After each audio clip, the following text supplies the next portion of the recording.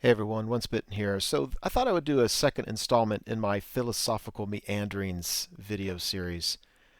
Um, I, you know, Lately because of some YouTubers, Patreon has been receiving a lot of press, and relatedly, the issue of money has been talked about more recently than ever in my history in the hobby. By way of background, for those of you who don't know, Patreon is a company that basically the system is that somebody like me who does YouTube content would create an account with them, and then subscribers or fans of the channel would commit a certain amount of money per video with a cap every month. Like I'm going to pay a $2 per video, but not more than $20 a month, something like that. And recently there have been some content providers. I forget the guy's name. It's not off the top of my head, but guy who does a lot of painting tutorials, and I think, quite frankly, he lost his job or something like that. And he needed his YouTube to make him more money, so he set up a Patreon account. And I watched this video because I thought the idea was intriguing, and I paid particular attention to the comments in it. And it's a very interesting discussion. You had people that were very very supportive. They were like, "Hey man, you set it up, I'm there," and other people that were chastising him for wanting to make money from his YouTube channel. So the purpose of this video is not to offer a solution to that. I'm actually usually pretty slow to form opinions on things, but I wanted a venue that I could maybe talk through some of the issues as I see it, and um, maybe talk about some of the insights from me as a small YouTube content provider, large in our little niche of the world, but small overall. So, just this past weekend, somebody asked me about how I made money on my channel, how it works, and how much I make. I mean, he wasn't prying. I mean, I'm pretty open about stuff like this, and I've had people ask me about it before. So, so let me tell you in case you're curious. There are three sources of revenue for a channel such as mine. Number one, YouTube has advertising fees.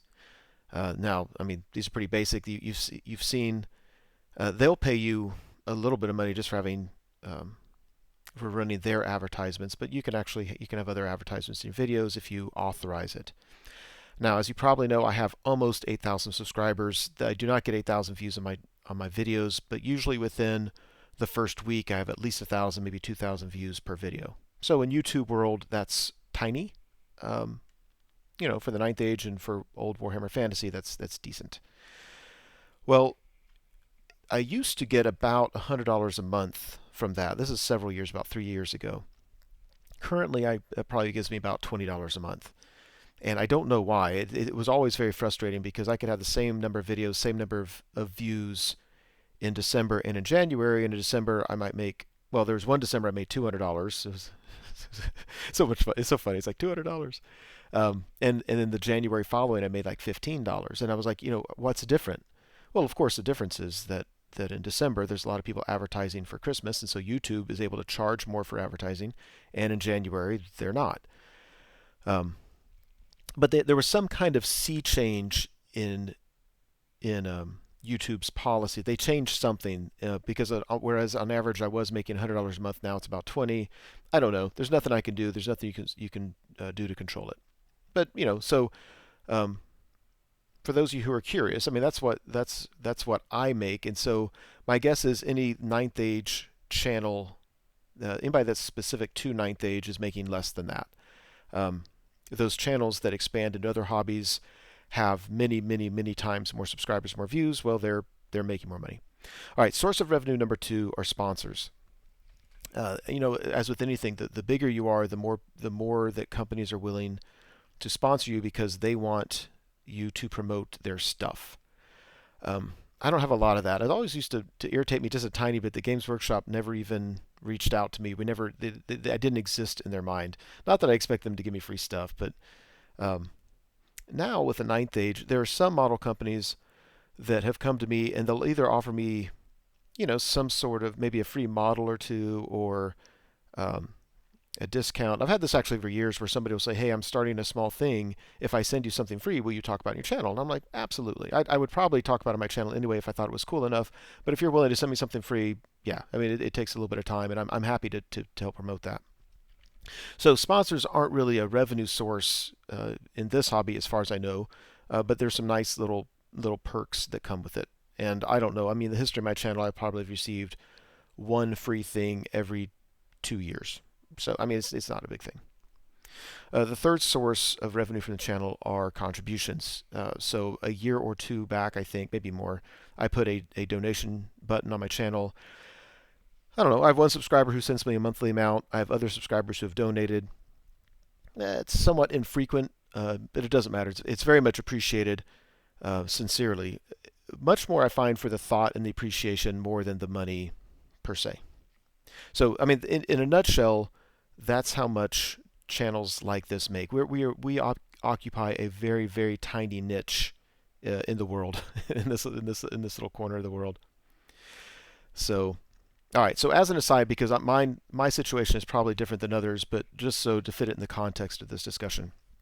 As some of you know, I'm a professor, so I have a stable job, I have a stable paycheck. What I earn is adequate for what we spend. I sometimes get invited to speak at an event or to conduct a workshop or something like that. Just take the skills, if you will, if I have skills in doing this channel, and just apply that to my regular job. I'm a decent public speaker. People tend to enjoy it. And last year I think I did 8 of these things, and they pay pretty well. Well, for tax purposes, I lump all that speaking money with all my YouTube money. It all goes into one pot for tax purposes. It's a separate revenue. I treat it as a small business so that I can write off stuff. But from a budgeting perspective, I take all extra money I earn, and it's counted just like any other money I earn. It just goes into what we call the family budget. My wife does all of our budgeting. She pays all our bills. I am truly spoiled in that regard. I do nothing with it. I don't know. People ask me, like, how much are you paying for rent? I'm like, I don't know. I don't care. What is your electric bill? Like a neighbor will say, are we using more electricity? What's your electric bill? I have no idea. No freaking idea. It's awesome. But ever since my YouTube channel started making some money, I made an agreement with my wife. So basically, I take the money from one speaking engagement, and I take all my YouTube money, and that goes into a separate account, and it's actually my money to spend any way I want on the hobby, and all my other money, of course, just goes to the regular stuff. And I noticed that ever since I did that, she's been a lot more supportive of the time I spend away on the hobby. And I spend a fair amount of time doing stuff for the hobby. I mean, it takes a while just to play games, as all of you know. But attending out-of-town tournaments, sitting down and planning for and creating content on the computer, it takes some time. I found that she's just really supportive of it. She's like, no, that's cool. I mean, it pays, your hobby pays for itself. You're not, I'm not out playing golf, spending a couple $100 a week or anything like that. The downside of it is that's the money I have for my hobby, and it doesn't matter how much money I make.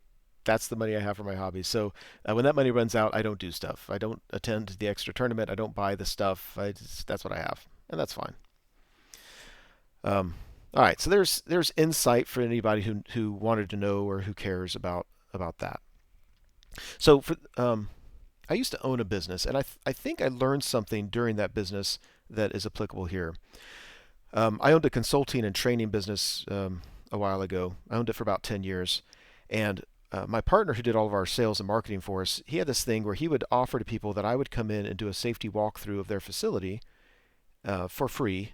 And then from that, we kind of needed to do it, because if we were going to put together like, hey, this is what you need to be doing, we did safety consulting. Like, well, these are all your safety needs that OSHA, Occupational Safety and Health Administration, that they would require.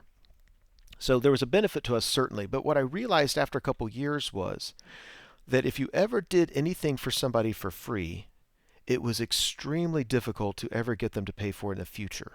And I think the reason for that is because they ascribe value to it when it's first done. And so when they get something and it was free, they're like, oh, that was nice. I mean, I wouldn't pay for it, but that was nice.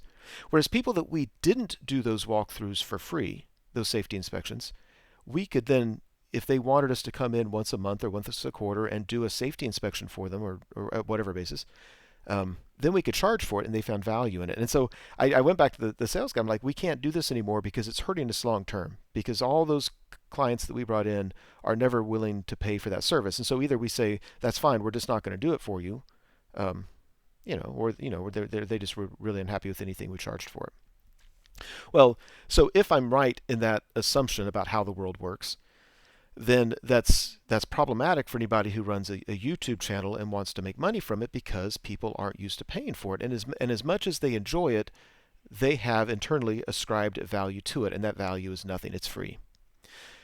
Even beyond that, for those who've watched my channel for a long time, you may remember a story of the first time that anyone ever came up to me and said, "Hey, are you once bitten? We really enjoy your channel." There were two kids, they were teenagers. They came up to me at Buckeye Battles, I don't know when. I want to say it's probably 2011.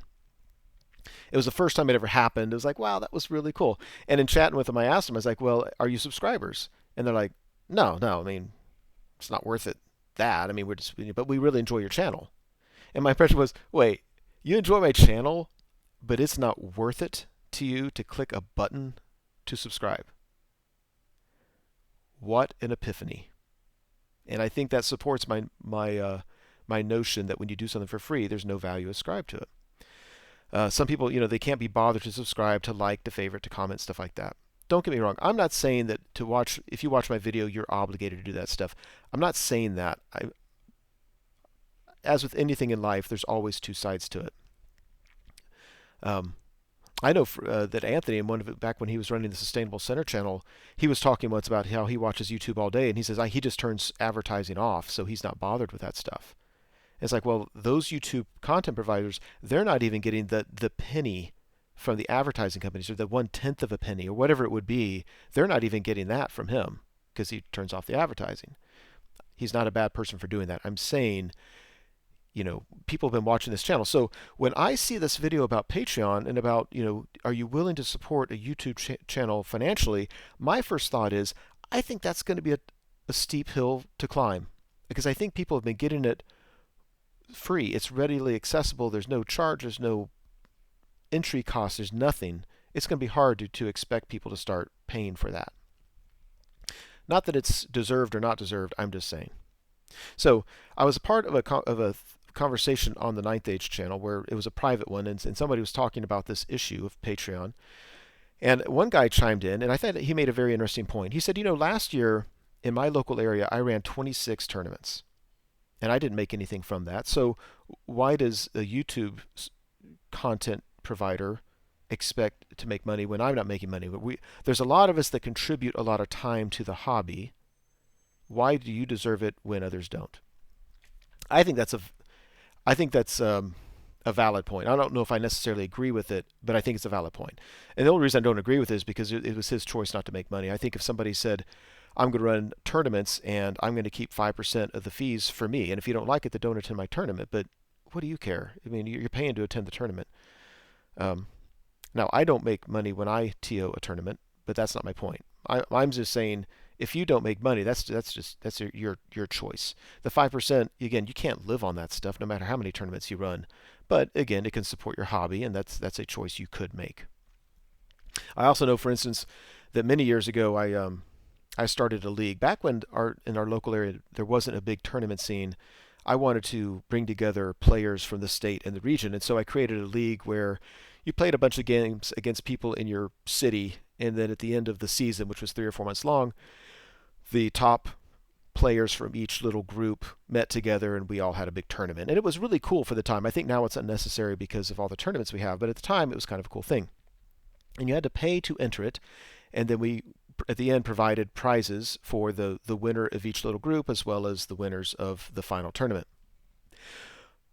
When we went into the final tournament, one of the most influential players in the region came to me and said, my club wants to see a breakdown of all the revenue you pulled in and all the revenue, how it's being divided out. He's like, there's some people that are going to be really offended if they don't see that all the money is going out in prizes.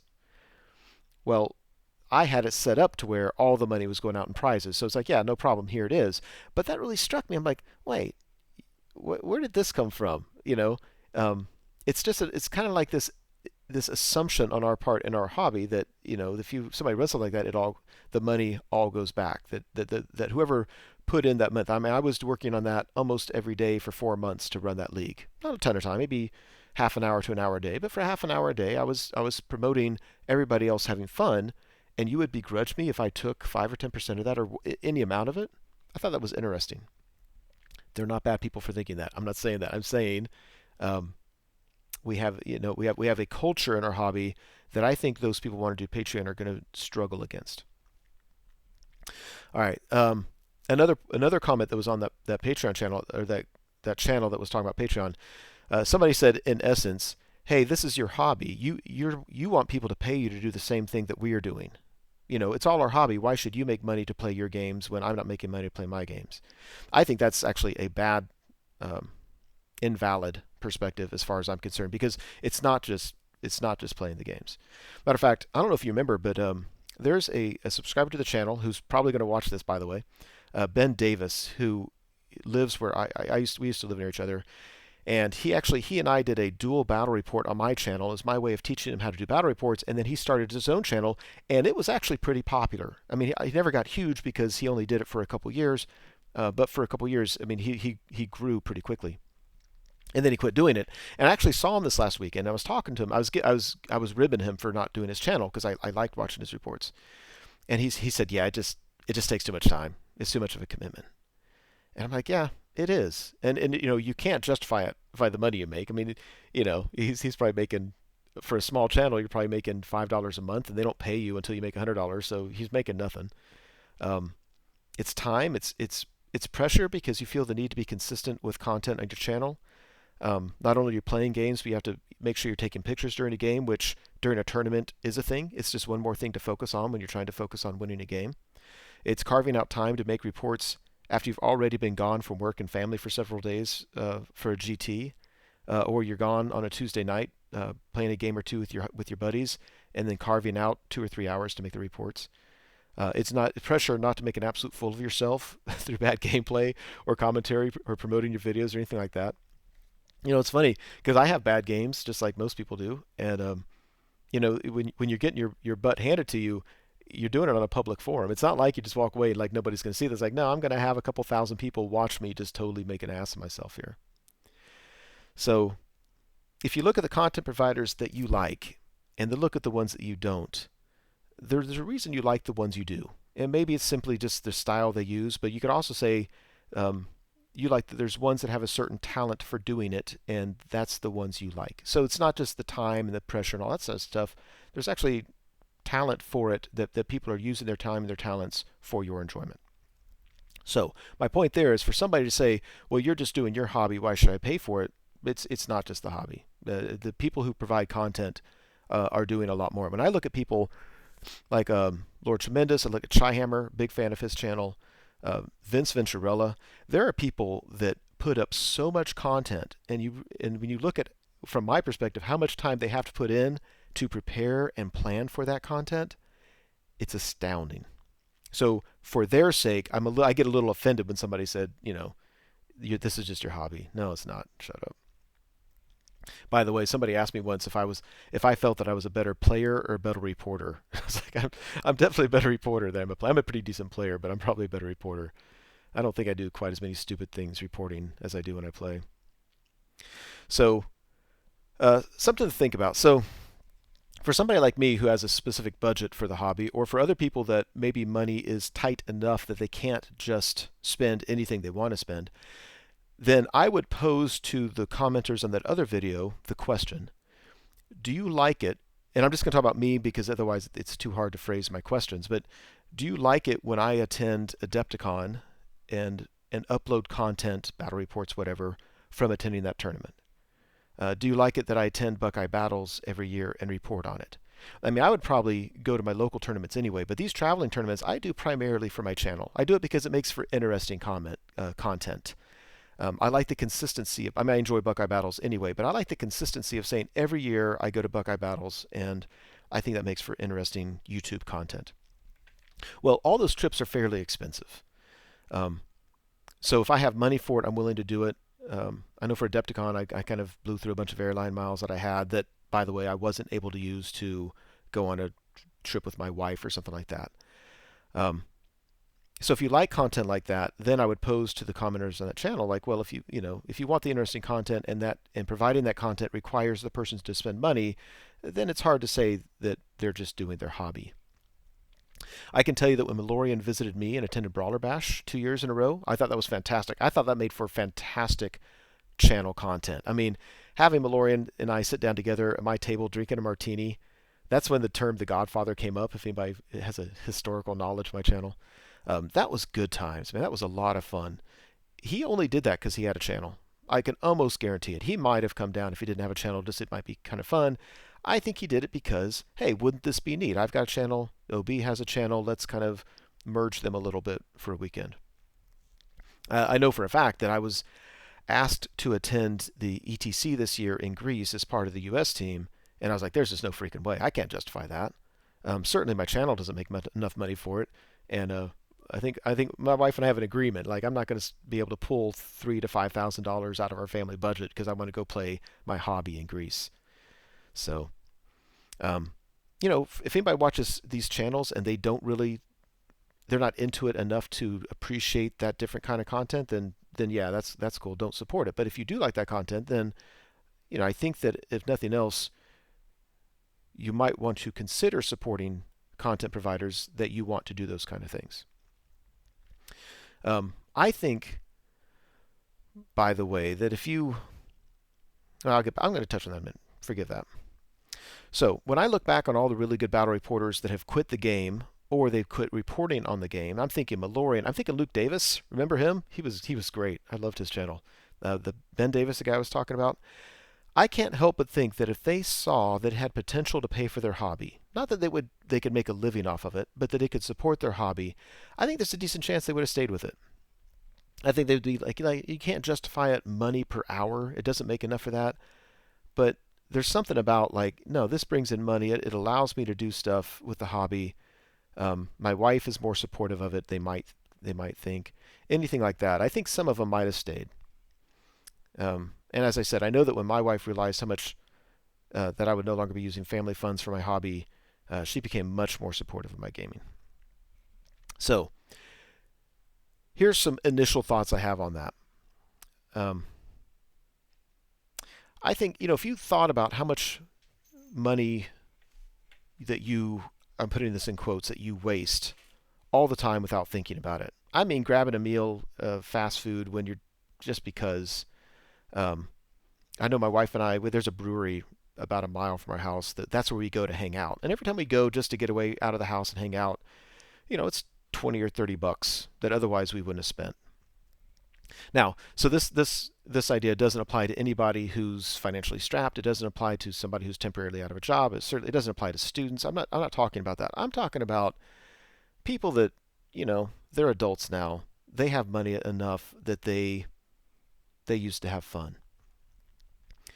And then I would say, wouldn't it make sense if you allocated a small amount of money and said, I'm going to take this and split it among my favorite 3 YouTube providers. $10 a month, $20 a month, whatever it is. I don't care. $1.50. If somebody said, "Hey OB, I'm going to give you $1.50 a month for your channel," I'd be like, that's cool. It would be the thought that counted. Now, I don't have the system set up necessarily. Well, I guess I have the donation button, and I think you probably could schedule regular payments. That's not my point. My point is more of, I think if you wanted to support it financially, I don't think there's a good argument not to. I'm not saying there's a good argument that you should feel obligated to or anything like that. I'm not there yet. Nothing I've said so far is, please don't take it as, hey, you should support me and others like me. I'm not saying that. I'm just saying there's no argument against it. The only reason we don't do it is because in our hobby we don't do it. When there are performers on the street, you toss $1 at them. But here's somebody that you watch hours and hours and hours of content that you really enjoy every month, and you don't throw $1 at them. So I don't know. I think if we ever went that direction, I think the Patreon idea might work but we would have to get over our cultural intolerance of it. And then I'm thinking, yeah, I mean, if somebody just said, yeah, I've got $20 a month that I'm going to support because I want people that I want to make sure they keep on providing content and they're providing interesting content. Yeah, I'm going to split among the top 3 and just have it directly come out or something like that. On a final note, and I'm not saying, hey, there's a call to action. This is just my initial philosophical meanderings on this topic. Although I will say, I would ask if you check out Shyhammer's channel, and not just check it out because I like it, but especially if you watch it and if you like it. I know that recently he has decided to attend the ETC in Greece as part of the U.S. team. And Shyhammer, I mean, he's not a rich guy, he's not a poor guy, he's a guy, getting along in life. But that's a financial commitment. Again, I haven't looked at the cost, but certainly at least $3,000, maybe $5,000 for a trip like that. And I know on his channel he set up a I forgot what he used for it, but he set up a thing where people could donate specifically to help him fund that trip. He knows he's not going to make nearly enough money to pay for all the trip, but hey, fans of the channel, could you help me go? I don't know how much he got. He got relatively little, very, very little from it. So I would say, if you're a fan of my channel, or if you're a fan of his channel, I would ask you to go to his channel and throw a tip at me and pay it to him for his trip to Greece. I think that would be a nice gesture, and I think it's well deserved on his part. And of course, if you don't feel it's worth it, then don't do it, and there'll be no hard feelings from me. Anyway, post your comments below, and if I get enough interesting comments, perhaps I will interesting comments that I think I can respond to. Perhaps I'll put up a part 2 of this in here. Thank you so much for watching the video. I truly hope you enjoyed it. As you know, YouTube has a variety of functions you can use to interact with videos such as this. You can like or comment on the video, you can favorite it, you can share it, and of course you can subscribe to the channel. And I encourage you to do any or all of those things as a way of interacting between viewer and producer. As always, I appreciate your patronage on the channel and wish you all the best.